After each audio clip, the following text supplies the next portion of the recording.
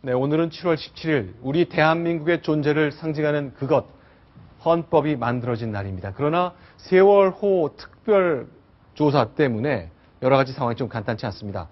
반쪽 재연절이 됐고요. 세월호 특별법 불발됐습니다. 상황 좀 해보겠습니다. 오늘 좀 행사가 좀 축소됐죠? 네, 그렇습니다. 그 정의화 국회의장은 네. 오늘 국회에서 제66주년 재연절 기념 행사를 크게 계획을 하고 있었는데 이 세월호 특별법 통과가 안 되고 있죠. 그래서 지금 세월호 유족들이 국회 앞에서 단식 농성을 하고 있는 상황입니다. 이런 가운데 행사를 축소해야 된다. 이런 판단에 따라서 원래는 오늘 KBS 열린음악회가 국회에서 열리기로 돼 있었고요. 공군 블랙이글 축하 비행도 계획이 돼 있었지만 이것은 취소했습니다. 자, 지금 행사가 실외에서 실내로 바뀌었군요. 예, 그렇습니다. 규모를 축소하다 보니까 그런 것 같은데요. 여야 원내대표, 지금 정의화 국회의장 모두 나와서 헌법의 의미, 그 가치에 대한 이야기를 나누고 있습니다. 자, 이런 것, 지금 이제 행사도 축소하게 된 것, 반쪽 재연절이 된 거는 세월호 특별법 때문에 그렇잖아요. 네, 그렇습니다. 세월호 특별법. 이 진상조사위원회를 어떻게 구성을 하느냐. 이 내용이 특별법에 담기게 됩니다. 근데 이 구성의 방식에 대해서 여야가 이견을 좁히지 못하고 있습니다. 자, 여야가 이견을 좁히지 못하니까 무소속인 정의화 국회의장 좀 중재를 하려고 했는데 참 국회의장은 무소속이죠? 네, 그렇습니다. 네, 이제 의장이 되면 중립적인 의사 진행을 위해서 당적을 버리고 중립적인 역할을 하게 되는데요. 이 대화 내용 좀 정리해 주세요. 이게 어떤 상황에서 나온 건지 좀 설명을 부탁드리겠습니다. 행사가 끝난 뒤에 정의화 의장과 이완구 새누리당 원내대표, 박영선 새정치민주연합 원내대표가 만나서 이 세월호 특별법에 대해서 이야기를 나누었습니다.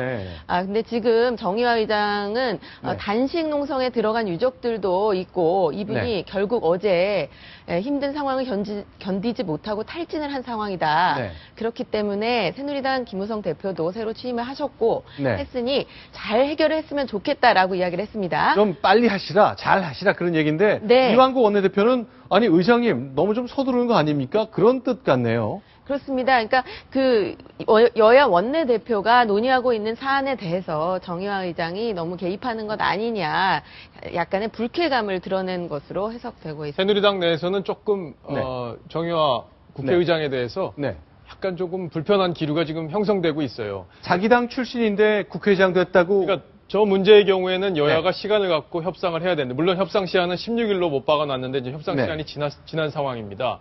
그런데 국회의장이 이제 빨리 하자 이렇게 되면은 결국에는 새누리당이 양보하라는 얘기밖에 안 되기 때문에 새누리당에서는 좀 약간 불편해하는 그런 기류. 그래서 아까 급하다는 얘기.